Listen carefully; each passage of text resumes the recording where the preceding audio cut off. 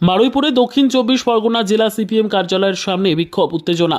তৃণমূলের ছাত্র পরিষদের কর্মীরা ভিতরে ঢুকে গিয়ে সিপিএম কর্মীদের সঙ্গে ধাক্কাধাক্কি। জেলা সিপিএম এর অফিসের গেটে তালা লাগিয়ে দিল তৃণমূল ছাত্র পরিষদের কর্মীরা।